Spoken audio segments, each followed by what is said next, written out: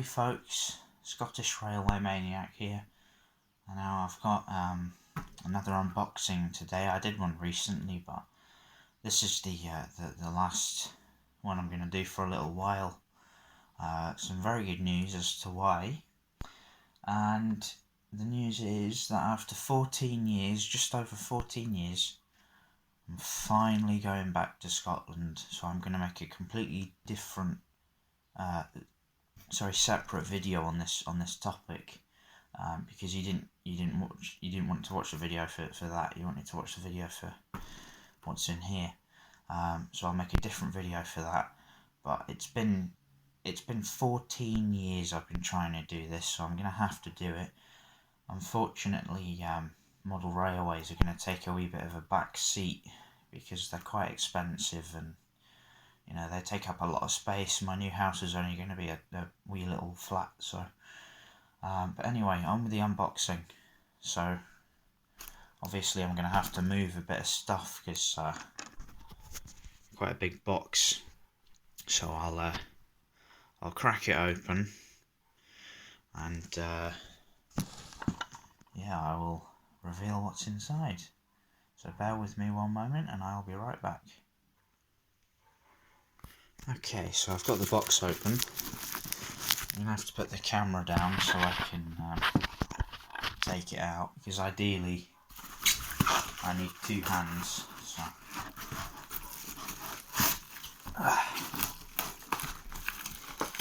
got a tight fit. There we go. Okay, so got a final layer of bubble wrap, some sellotape. I'll take that off, and yeah, I'll be back with you in a second. Okay, so here we go. So you obviously knew what it was from the title of the video, but it's a big box. I don't think I've ever seen a model railway box quite this big. So, but obviously, nice little Fowler. And I think on one of the sides of the box it tells you which one it is, because yeah. So preferably, God, that's a difficult. Preferably, I would have preferred the unlined green. You know, so just had it sort of as a you know, a non-descript Fowler Shunter that I could customise and everything. The only one that was available was the Great Western one, which is fine. I don't really model Great Western. I'm more of a Scottish fan, you know, railway man sort of thing. But you know, it's still nice, so it's not the end of the world. But what I'll do, I'll take the lid off the box and have a quick look. Actually, so let's have a look. So this, you have to put the camera down again. How do you get this off then? Well, that's going to take a wee while to drop off the bottom, but there we go. Okay.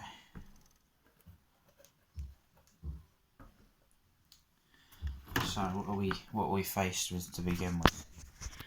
So we've got Ixion warranty. That probably won't stand anymore because this is a second-hand model. This one I've been eyeing up on eBay for absolute years, so it's great big massive look at that. Let's just focus. So Churchill's is the one that's in the DVLR. I do want to see that one. Whether these are all real locos, they probably are, but are they legible? Yeah, they are. They're all legible. They're all legible. So 41,005 is Churchill, which is this one. I would have it as Churchill, but it would mean repainting it black. And then you got all the wee tools and the spanners and the oil cans and wrenches and hammers and all the rest of it, which is pretty cool. So I'll take this lid off. Sorry for the jump cut. I was summoned. You know, I'm really looking forward to having my own house, so when I'm doing a video I won't get disturbed anyway.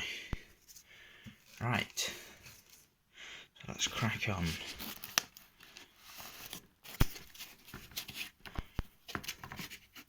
Get this off, and there it is. Look at that.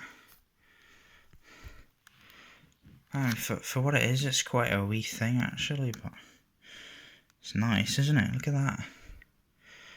So I'll go and get a bit of track and get it out of the box and give you a nice little review on it. So back in a second. Okay, I'm back. In that time I actually went to the post office with a couple of bits that I'd sold, so I had to get them off. But like, you know, I got a wee bit of track to stick this here Fowler on, so give you a little bit of history on it. Move it forward a little bit.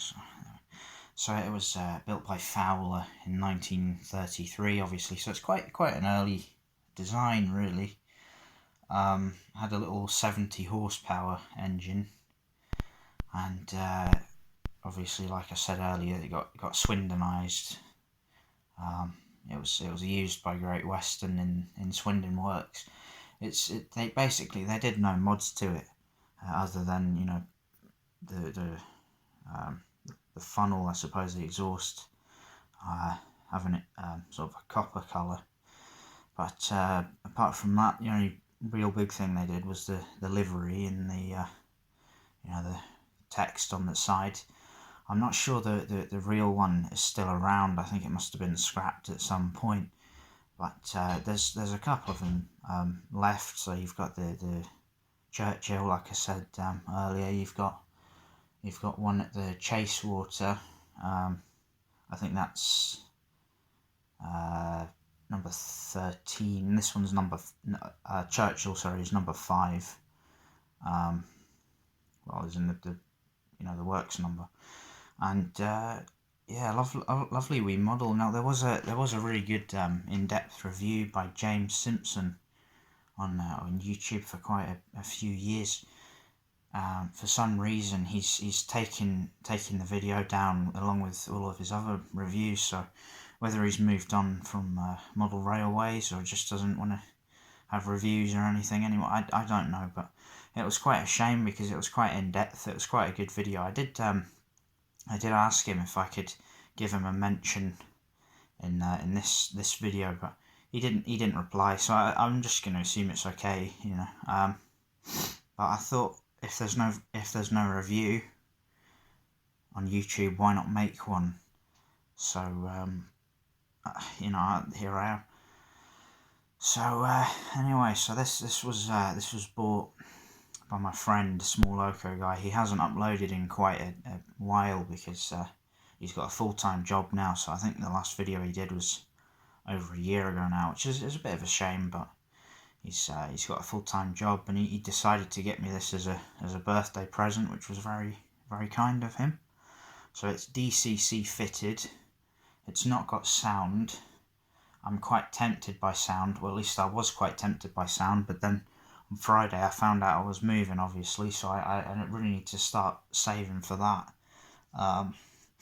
So this one's not going to be getting sold though. This is going to be one in my own personal collection. So what I'll do, I'll move the camera around without trying to make it too shaky, and I'll give you a nice little look at it. So starting off with a cab detail, you've got the handbrake there and the accelerator and reverser and what have you. Really nice. There's lots of room for, there's lots of room for cab crew or something like that. It's really, really roomy. You don't get that with 00. I mean, you can't even get this particular engine in that scale, which is quite a shame. You can, but it's a kit, and it's really hard to get hold of. So it's ready to run is much nicer anyway, because you spend 300 quid on a kit, and then you end up buggering it up, and you think, oh, okay then. So the other thing that's very good is that this was completely free, because I got it for a gift, like I say. So green Great Western livery, obviously, and it's quite, I mean, I've got a Hornby Pacer behind it, so it's about slightly shorter than a Hornby Pacer, but it's not a massive thing, even though it is O gauge. It's not a huge piece. So you've got the wheels and everything nice and clean. I'm not going to have anywhere to run this. It's purely going to be a display item along with my other O gauge things. So a wee lamp on the front. So yeah, let's move it back a bit so you can. So we got sprung buffers.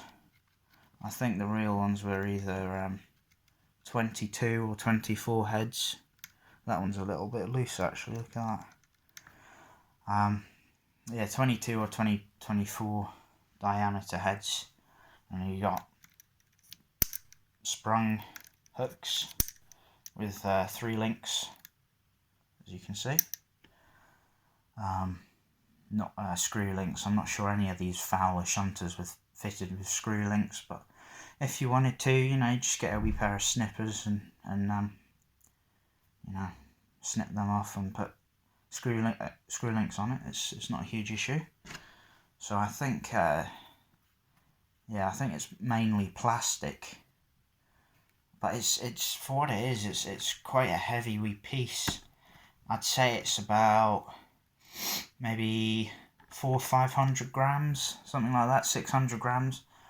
I would weigh it, but I don't really have any accurate scales. The scales I have are quite old, and they you know, lack in comparison to some of the newer ones. Excuse me. Right, so turn it round. So obviously you've got the reverse gearing here, and some form of generator. I think that could even be the donkey engine, because you've got a donkey engine in this thing which starts, and then it starts to the motor in the loco, and then the donkey engine kicks out. But right, what I'll do is I'll turn it round quick. Oh, there we go. So not as much going on at the back, but you do have some lovely windows. I always like this design of Fowler with these windows, because it's so unique, because you've got a big long running board, as you can see, and then the bonnet sort of stops halfway. So it's quite an interesting little design, but they certainly don't make shunters like this anymore. So it's an LMS design, but well, Fowler obviously built it, like I say. But again, it's quite unique. There's not many that look like this. So you've got, other side, you've got the wee sandboxes, which have been really nicely lined. See if I can get a focus on that. Yeah. Really nice nice job on the painting and the lining and everything. Lovely clean model. Well, clean as in, you know, not damaged or anything like that. Nice and tidy. Get you a look in the cab from this angle. The thing I really like is that, if I can focus, you've got all the little dials and the gauges that have all been painted in. So that's really cool. So I can't say I've ever seen that with 00 gauge, but it's with O obviously you can get more in. So again, on the back, sprung buffers. Can't really see that, can you? There you go. And sprung coupling hook with the dangly chains, the dangly chains that I like. So yeah, I'm quite chuffed with this. It's not as in depth this video isn't going to be as in depth as some other videos that are out there, because I've got quite a lot going on at the moment with this big move and everything, so I'm having to pack up this and go and buy, you know, kitchen utensils and all sorts of shite. But no, I just wanted to show this off again. You know, James Simpson, he took his video down a while ago, so I thought YouTube could do with another review. So if I've missed anything, give us a shout in the comments, and I can do a specific video on maybe like a part 2 with more in depth. But for now, you know, just so we look at the model, show you a nice look. I've got nowhere to run it, obviously, because if I show you, that's the only O gauge shelf I've got, and it's full, obviously. So it's yeah, no controls or anything. But yeah, I'm sure I'll once I move, my friend has got a O gauge layout, so I can most likely take these models to his house and give him a nice wee run.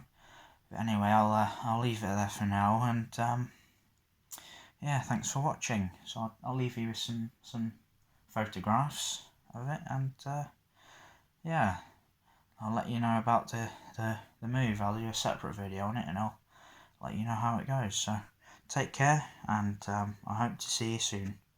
Bye.